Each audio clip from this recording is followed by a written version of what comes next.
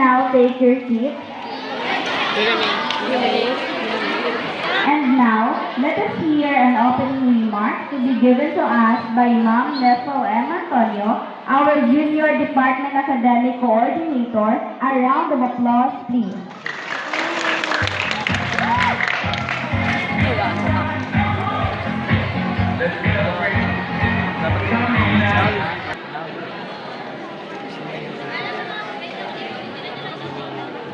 My courtesy to our dear principal, Sir Al Gatias, together with my fellow teachers and staff of this school, students, a warm afternoon to everyone.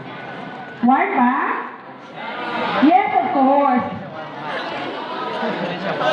Okay, can you feel the warmness of the surroundings? Amen. That's the essence of life. Okay, today, I feel very privileged to be here in front to acknowledge and recognize the achievements of our brilliant students who have made both the school and their parents happy and proud for this second convocation program year 2023-2024. Let me have first the hands coming from the grade 7 honors student. May I see your hands? Where are you? Grade 7. For the 3 sections, kayo lahat?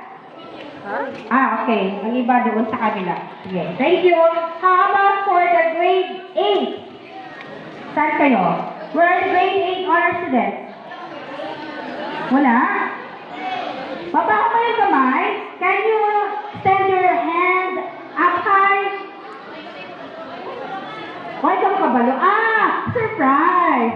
Okay. How about for the grade 9? There? Doon sa likod, hindi, wala mas nakakalo. Surprise man. How about for the grade 10? Surprise! 11 and 12. So thank you guys, kasi lahat kayo dito, kahit hindi nyo alam na mga honors kayo, still you are here waiting our second honors convocation. I'm just going to give a little message, a little word for this recognition day. This is all the culmination of your hard work and perseverance for the second quarter grading. And for students, we must not forget that it takes two to tango. Ibig sabihin, hindi lang isa, kundi dalawa yung sama-sama sa mga gawain so that ma-achieve natin yung ating mga dapat i-achieve for the second honors convocation. For the students, they were not able to develop academically and their character within if without the help and guidance of our teachers and the school for the whole duration of the convocation. So if you are going to receive your honors card by and by, say thank you first and foremost to God for the knowledge and wisdom bestowed upon us sa ating lahat-lahat. And then, say thank you to your parents pagdating sa bahay or guardians. Kasi nga, kung hindi kayo sinuportaran, hindi kayo makakamot sa school.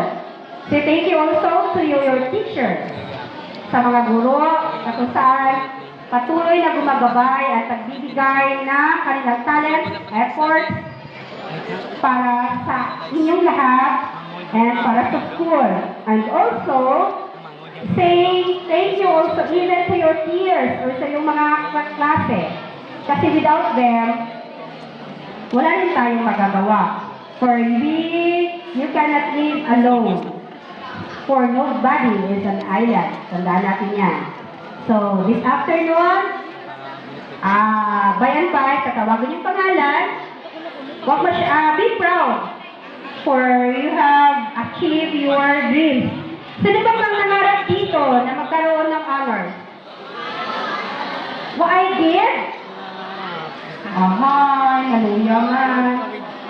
Okay, alam ko nahihiya lang kayo.